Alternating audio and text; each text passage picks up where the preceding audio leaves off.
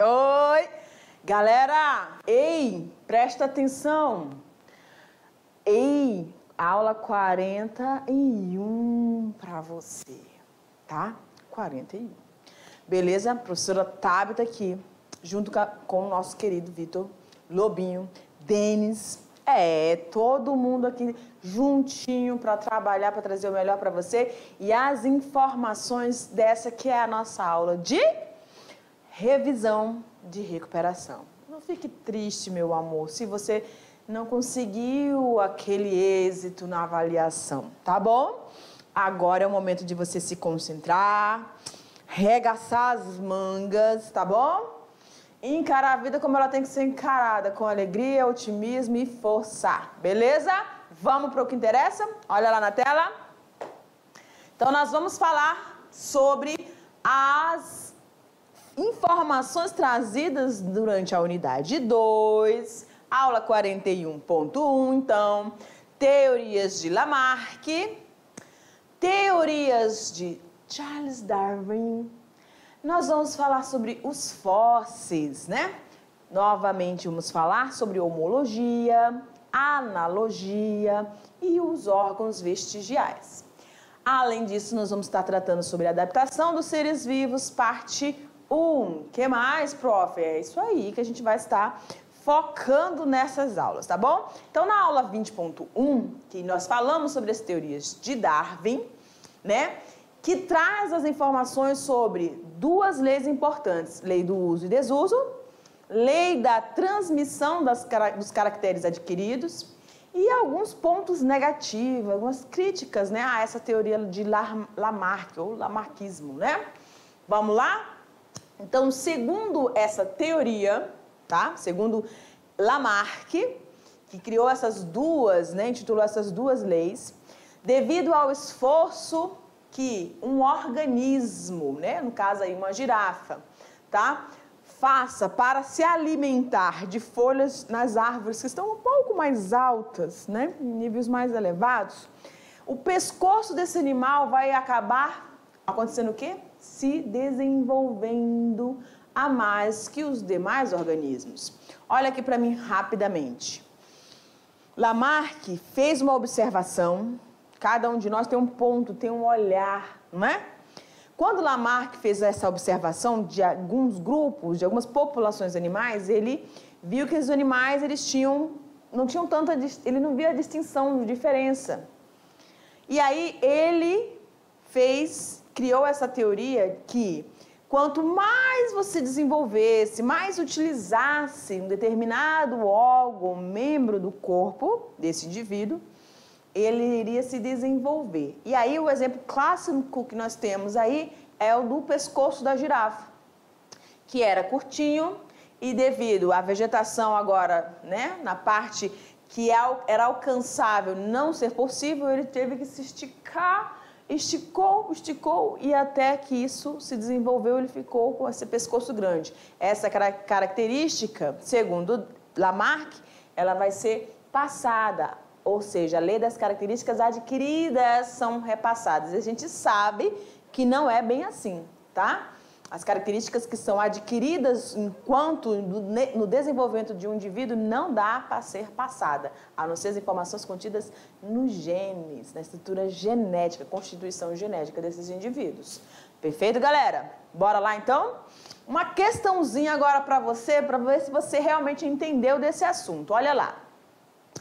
Questão 1. Marca a alternativa que indica os dois pontos principais da teoria que ficou conhecida por lamarckismo, tá? A. Seleção natural e mutação. B. Lei do uso e desuso e seleção natural. A gente já sabe que seleção natural tá fora, né, galera? Fora, mutação também. Da questão do lamarckismo.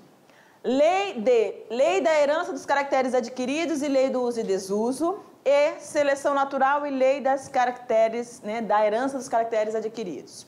Então, a gente vai eliminar seleção, mutação, a gente só vai ficar com a opção Da letra D, lei da herança dos caracteres adquiridos, que foi isso que ele determinou a partir do uso de um órgão do desenvolvimento dessa estrutura. Letra D, aí a alternativa correta, tá bom? A gente misturou aí algumas informações para ver se realmente você consegue verificar quais são essas impressões ou quais são os requisitos primordiais do lamarckismo.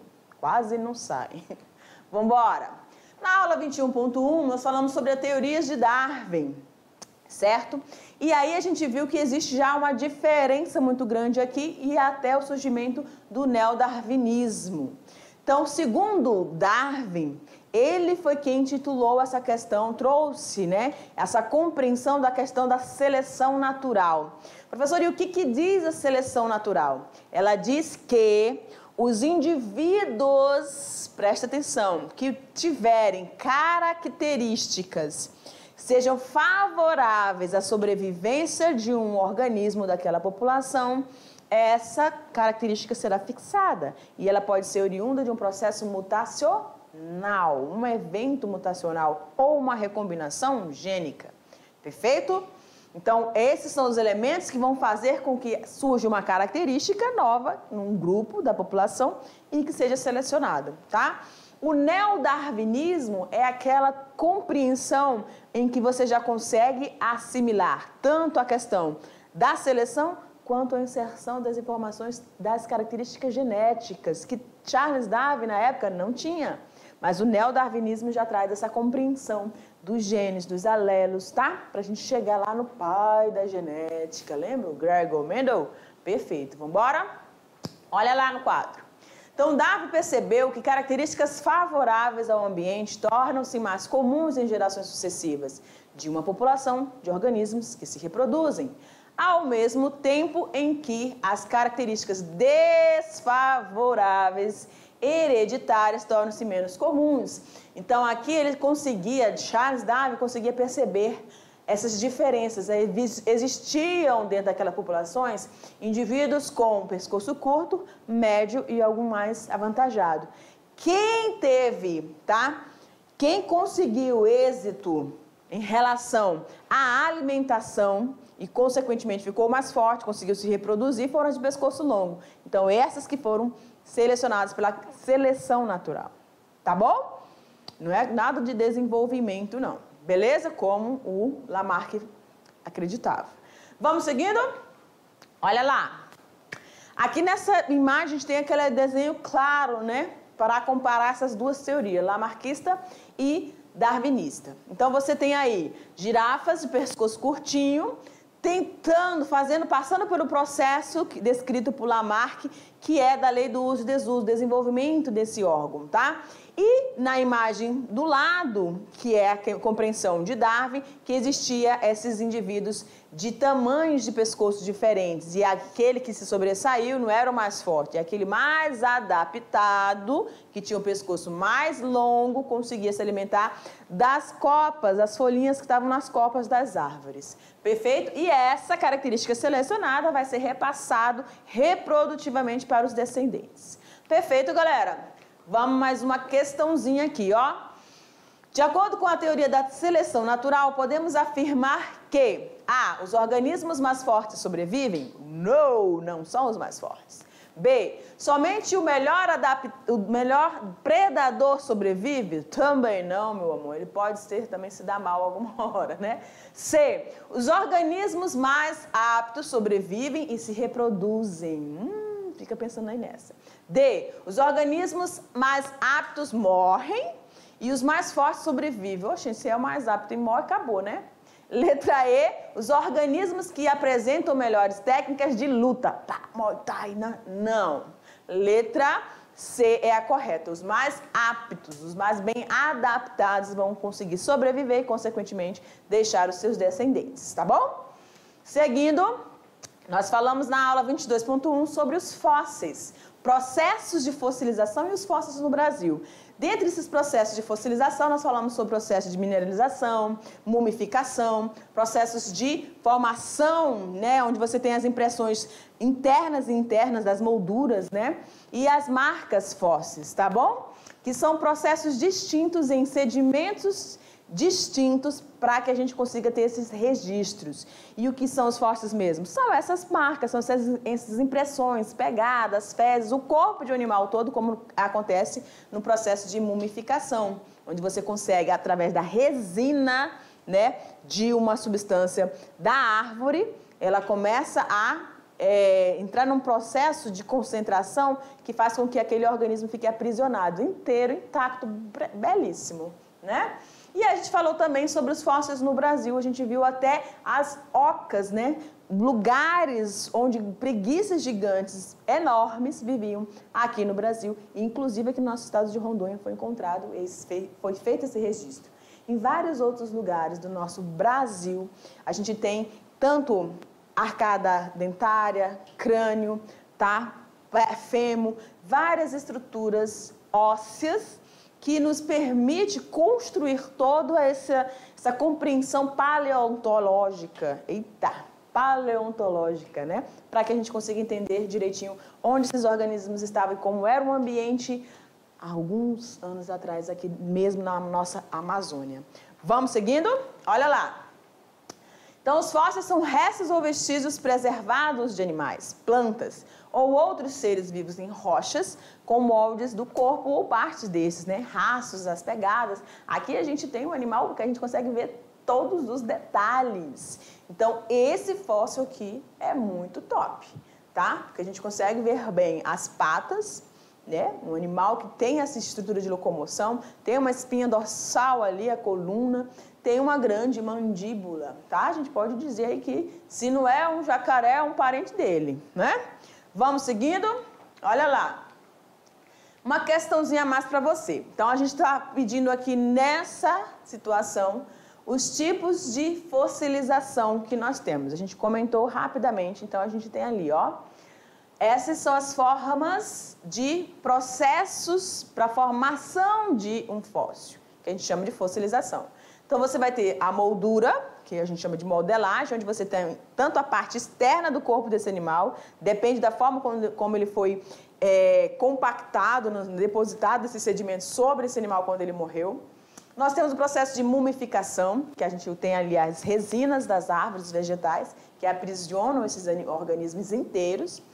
Processo de mineralização de toda a parte dura, toda a parte de consistência daquele animal vai ser organicamente, né, consumida, decomposta, e vai ficar apenas os minerais. E as marcas fósseis, que são aqueles vestígios ali de cascos, né, algumas estruturas pegadas, tá, que deixam ali, que você sabe que ali teve ou passou um animal, tá bom? Vamos seguindo? Aí a gente falou sobre homologia na aula 24.1. Homologia, analogia e os órgãos vestigiais. Por que é importante a gente estar estudando processos ou órgãos homólogos, análogos e órgãos vestigiais? Galera, preste atenção. Quando a gente fala de evolução, a gente precisa de indícios, evidências. Órgãos homólogos e análogos são evidências de quê, professora? De convergência adaptativa ou irradiação, né? Ou convergência. O que significa isso? Quando eu tenho um animal, um organismo que teve um ancestral comum e ele ocupou ambientes diferentes, ele vai ter ou pode ter órgãos que sejam semelhantes ou não, que tenham a mesma função ou não, mas que não tem tanta semelhança, não tem a mesma funcionalidade, os chamados de órgãos homólogos.